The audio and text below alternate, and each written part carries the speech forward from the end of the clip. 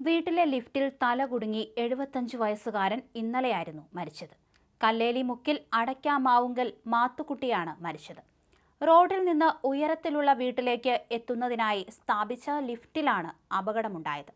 വൈദ്യുതി തടസ്സമുണ്ടായി ലിഫ്റ്റ് നിലച്ചപ്പോൾ അദ്ദേഹം തല പുറത്തേക്കിട്ട് നോക്കുകയായിരുന്നു. ആ സമയം തന്നെ ലിഫ്റ്റ് പ്രവർത്തിക്കുകയും ചെയ്തു. ഇതാണ് അപകട കാരണമെന്നാണ് പ്രാഥമികമായ നിഗമനം. റോഡിൽ നിന്ന് വീട്ടുമുറ്റത്തേക്കുള്ള ലിഫ്റ്റിൽ നിന്ന് ശബ്ദം കേട്ട് അദ്ദേഹത്തിന്റെ ഭാര്യ ഓടിയെത്തുകയായിരുന്നു. ലിഫ്റ്റിലെ ഇരുമ്പ് പൈപ്പിൽ തല കുടുങ്ങിയ നിലയിലായിരുന്നു അദ്ദേഹത്തെ കണ്ടത്. ഭാര്യയും അയൽക്കാരും ഇദ്ദേഹത്തെ രക്ഷിക്കാൻ ശ്രമിച്ചെങ്കിലും നടന്നില്ല.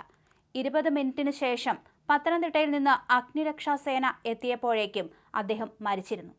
അഗ്നിരക്ഷാ സേനാംഗങ്ങളാണ് പൈപ്പ് മുറിച്ച് മാത്തുക്കുട്ടിയെ പുറത്തെടുത്തത്. ആറന്മുള പോലീസ് സ്ഥലത്തെത്തി.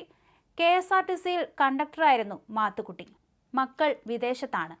സംസ്കാരം പിന്നീട് നടക്കും. മാത്തുക്കുട്ടിക്കും ഭാര്യ അന്നമ്മയ്ക്കും പ്രായമായതോടെ പടികൾ കയറാൻ ബുദ്ധിമുട്ടായിരുന്നു. അതുകൊണ്ടാണ് മക്കൾ ഇത്തരത്തിൽ ലിഫ്റ്റ് സ്ഥാപിച്ചത്.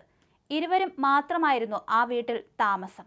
വൈദ്യുതി ഉപയോഗിച്ച് പ്രവർത്തിക്കുന്ന മോട്ടറും റോപ്പും ഉൾപ്പെടുന്ന സംവിധാനമാണ് ഈ ലിഫ്റ്റിൽ ഉപയോഗിച്ചത്. വശങ്ങൾ ടീൻ ഷീറ്റും പ്ലാസ്റ്റിക്കും ഉപയോഗിച്ച് മറയ്ക്കുകയായിരുന്നു. എന്തായാലും വീട്ടിലേക്കുള്ള സാധനങ്ങളൊക്കെ കൊണ്ടുപോകാൻ ഇവർക്ക് ഈ ലിഫ്റ്റ് വളരെയധികം ഉപകാരപ്രദമായിരുന്നു. പെട്ടെന്ന് പ്രവർത്തിക്കാതെ വന്നതോടെ തല പുറത്തേക്കിട്ട് നോക്കുന്നതിനിടയിലാണ് ദാരുണമായ അന്ത്യം സംഭവിച്ചത്.